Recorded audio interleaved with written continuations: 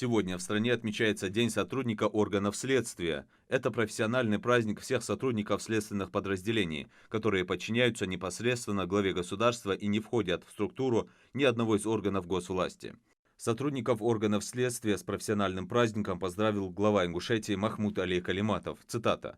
Органы следствия играют важную роль в укреплении законности и правопорядка в стране, вносят достойный вклад в защиту прав и законных интересов граждан.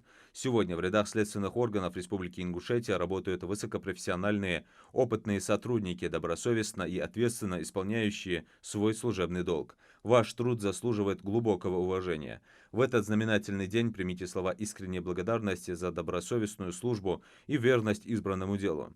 От всей души желаю вам крепкого здоровья, оптимизма и новых профессиональных успехов на благо нашего Отечества. Счастья, здоровья и благополучия вам, вашим родным и близким. Более 50 миллиардов рублей направили в Ингушетии за 5 лет на реализацию нацпроектов. За это время были построены десятки соцобъектов в разных сферах. Построено и реконструировано 26 детских садов и 34 школы. В рамках нацпроекта здравоохранения открыли 6 новых медучреждений, написал в своем телеграм-канале глава региона Махмуд Али Калиматов. По его словам, также в республике за эти годы построили и капитально отремонтировали около 50 дорог и мостов, реализовали 9 экологических проектов. Мы построили 18 спортивных объектов, 20 объектов культуры были построены и реконструированы по нацпроекту «Культура». В этом году мы планируем реализовать еще 48 важных мероприятий. Построим новые школы, дороги, больницы, благоустроим парки и скверы, отметил глава региона. Калиматов также добавил, что в рамках нацпроектов в Ингушетии благоустроили и создали 170 парков, скверов и улиц. Выезд на федеральную автодорогу «Кавказ» от рынка Балторг в сельском поселении Икажево будет перекрыт в течение 2-3 недель из-за ремонта дороги. О дате закрытия будет объявлено дополнительно. Водителей просят заранее спланировать маршрут и ознакомиться с альтернативными путями объезда. Дорога от рынка Балторг будет капитально отремонтирована. Будут тротуары и освещение. Работы планируется завершить максимум через 3 недели. По итогам первого квартала 2024 года Ингушетия заняла первое место в стране по темпам роста доходов в консолидированный бюджет. Более 2 миллиардов рублей.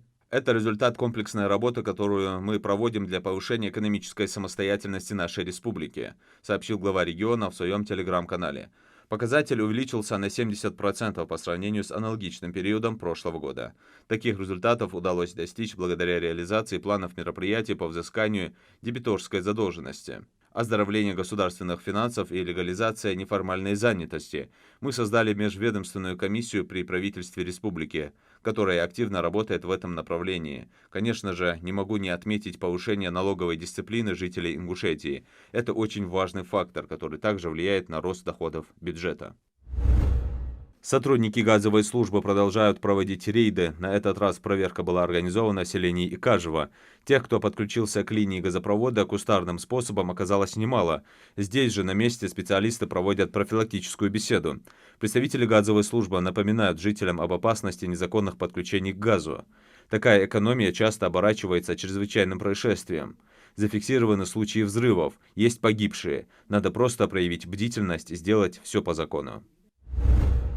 Самые просторные в России квартиры в новостройках оказались в Ингушетии. Об этом сообщает полпредства президента ВСКФО со ссылкой на данные единого ресурса застройщиков. В частности, в топ-5 по средней площади возводимой квартиры попали Республика Ингушетия с показателем 83 квадратных метра, Чеченская республика 74 квадратных метра, Кабардино-Балкарская республика 65 квадратных метров, Северная Осетия 62 квадратных метра и Республика Дагестан 62 квадратных метра.